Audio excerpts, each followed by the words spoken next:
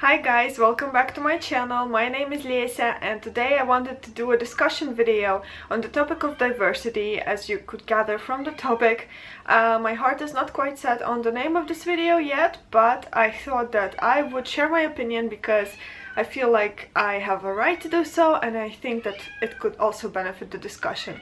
Please excuse my screaming cat. If you can hear her, she is in heat and the poor thing is definitely suffering from lack of male company right now. So without further ado, let's get into this discussion. The question that I wanted to approach today and also try to answer with you guys is, what is it that the community of BookTube is really in need of? And a lot of voices are saying we need more diversity, we need more authenticity, which are topics that are very strongly thought of right now and something I also want to discuss. But the main thing I think the community needs is the ability to sympathize, and what the community truly needs, in my opinion, is less judgment. And when I say less judgment, I definitely mean it a lot in discussion of the diversity topic.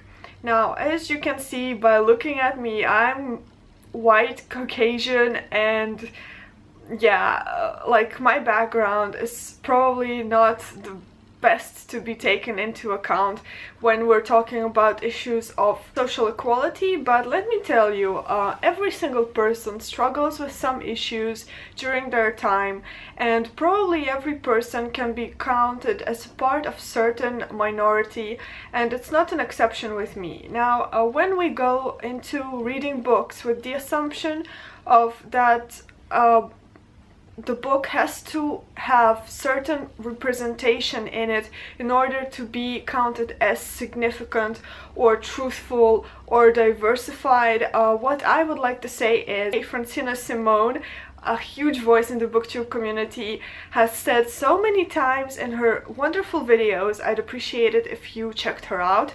She really covers the topic very broadly, and yeah, that's part of why I wasn't sure whether I wanted to do this video, because she really says everything that I would like to say, but I thought I would add my own voice so that you guys would know where I stand, would maybe get to meet me, and maybe also find some people who feel the same about this. Despite the fact that I'm white and despite the fact that I live in Europe, for example, me as a native Russian, I wouldn't say that we get a lot of representation in books that are published in the Western book publishing industry. Of course, that includes every American books and also some new European releases, although there is a lot of stuff that is quite interesting and could be considered somewhat expansive or broaching the subject. Now, how do I feel about that? How do I feel about the fact that I'm not quite represented in books as much as I would like to be? What I look for in stories is either some escapism. Escapism is a really big deal, of course, for those of us who work a lot and really enjoy our fantasy retreats and other wonderful books, as a means to experiencing something different from our day-to-day life. But of course, we always want these trips to feel truthful, because we have this sense of suspended disbelief, I guess, and we would like to keep the magic going, even though we want to see some resemblance in those books of day-to-day life so that we could possibly relate. To be quite truthful, some of my favorite books are inclusive of completely different characters from the ones that I count myself part of. They're not representative of my minorities, they're not representative of my age, maybe of my sex, maybe of my culture, definitely not my culture, but I still find them quite diverse in their own ways. I even mean books that have complete sets of white characters, and maybe they only show heterosexual relationships as an example. I could still find a lot of merit in those books, and the reason for that is that the world is really big and there are many stories to be told. And the one thing that I truly object for, I won't stand up for, is to include characters in books, include situations in books, include facts in books, just for the sake of being diverse. This is called tokens, and this is something I have definitely no appreciation for, and the reason why is it is done just to go with the flow. But there is a difference between a character of a certain minority and a character with his own unique personality who also happens to be a part of his own culture. So just by adding to a character, to a book setting, a detail that is supposed to make the world diverse, it doesn't make it all the same diverse as much as the author would like to try and make it so. You have to look a bit further than just looking for those tokens. So what I would like to point out is that when people ask whether a certain book has a black character, has an LGBTQ plus lead, has a certain type of relationship, has a certain type of setting, although they might be great personal preferences for picking out your optimum read so that you won't spend your time on something that isn't interesting to you, it also might cause you to pass on a great opportunity just because it wasn't your narrative, it wasn't your vision of how you wanted that book to be. And that basically speaks against the whole point of book writing as it is. Writers write to share their stories, they write to share their lessons, and unless you read a certain book, you might never end up knowing what the book is really about and what the message was. And even if you read a completely uninclusive of minorities book, you still might get some valuable lessons out of it, which is why I think we need to be a bit more conscious of the way we select our reads and not let tokenship overtake our own sense of what is interesting and what is right and what should be in those books. Now, of course, to make a difference, it's always easier just to vote with your money and back the books that you're really certain of.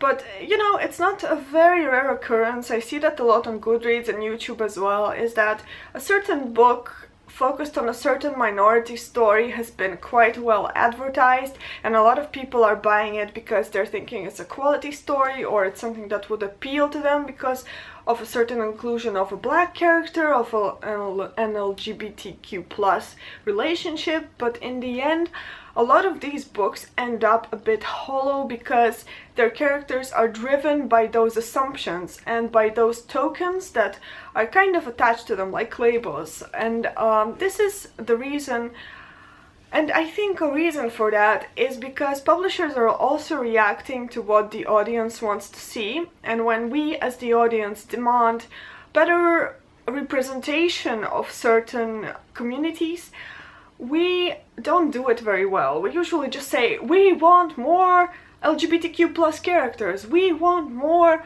black women in books, we want more blah blah blah. So the authors are under the pressure to deliver something that is outside maybe their area of expertise or outside their personal interest, just to keep people buying the books. So the fact that this is a conflict that exists causes the books to have those tokens, and that is why I think that we as an audience have to be a step further, thinking ahead and really saying what we truly want to see. And what we truly want to see deep inside is authentic stories, because it's not all about characters who resemble us, it's not all about characters who come from the same background as us, it's not about making a story that includes every 50 shades of grey and black and blue and yellow and whatever it is.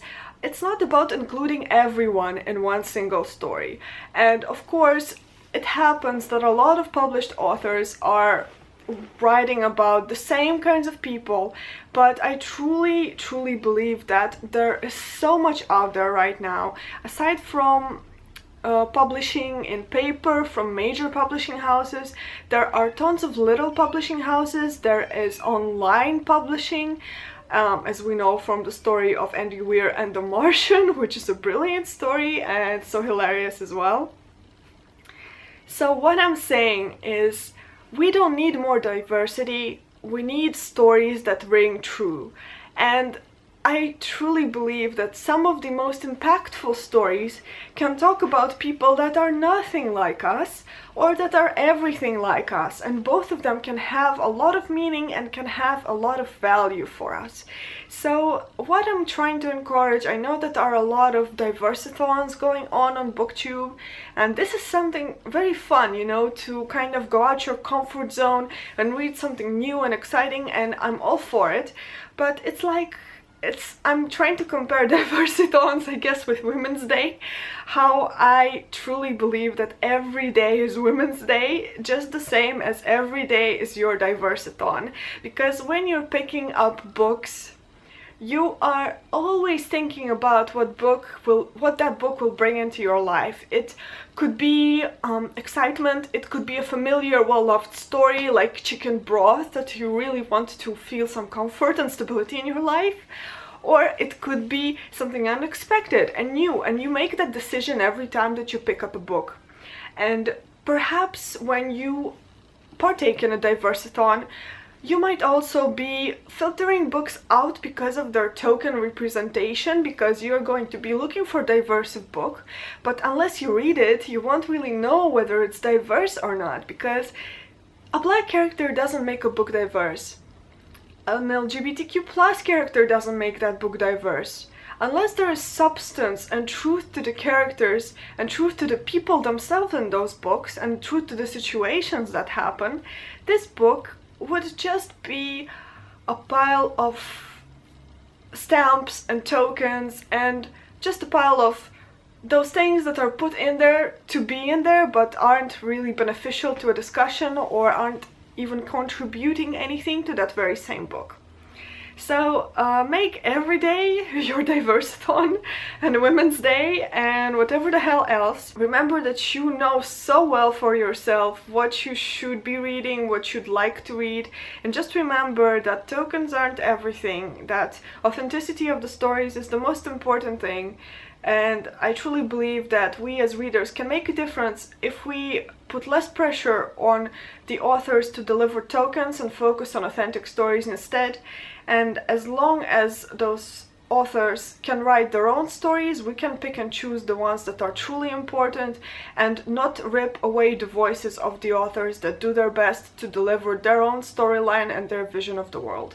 Because every single person has a different vision of the world coming from their unique background and history, and I truly believe that we should not block voices just because they aren't diverse enough for us. We should give them an opportunity to find their audience, because that book that didn't appeal to you may certainly bring something very important to another person's life.